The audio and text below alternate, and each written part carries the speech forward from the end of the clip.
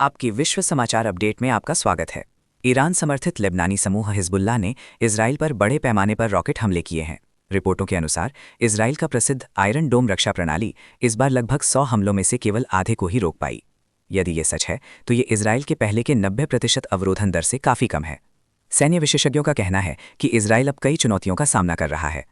Israel ने अपने वायु रक्षा प्रणालियों का एक बड़ा हिस्सा ईरानी यूएवी हमलों और अन्य खतरों का मुकाबला करने के लिए देश के विभिन्न हिस्सों में फैला दिया है, जिससे उत्तरी सीमा पर रक्षा घनत्व कमजोर हो गया है।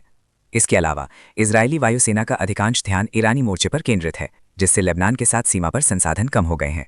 संसाधनों की इस कमी और बड़े पैमाने पर हमलों के कारण हिजबुल्लाह के सभी रॉकेटों को रोकना इजराइल के लिए मुश्किल हो गया है। इस बीच ईरान का दावा है कि इजराइल के रडार नेटवर्क के कुछ हिस्सों को नष्ट करने के बाद उसके सैन्य ठिकानों पर अभियान अब अधिक आसान और सटीक हो गए हैं। ईरान की सेना ने 12 मार्च को इजराइल के रणनीतिक ठिकानों पर नए यूएवी यानी ड्रोन हमलों की घोषणा की, जिसमें पल्माचिम एयरबेस, ओवडा एयरबेस और तेल अवीव के पास आंतरिक सुरक्षा एजेंसी शिन बेट की एक बड़ी सुविधा को निशाना बनाया गया। ईरान के सैन्य प्रवक्ता मोहम्मद अक्रमीनिया ने कहा कि दुश्मन के रडार ढांचे के कुछ हिस्सों को नष्ट करने से ईरानी बलों के लिए युद्ध की स्थिति में काफ़ी सुधार हुआ है। उनका कहना है कि इससे उन्हें महत्वपूर्ण और संवेदनशील लक्ष्यों तक बेहतर पहुंच मिली है। इजराइल ने ईरान के इन दावों पर अभी तक कोई टिप्पणी नहीं की है। सुनने के लिए धन्यवाद।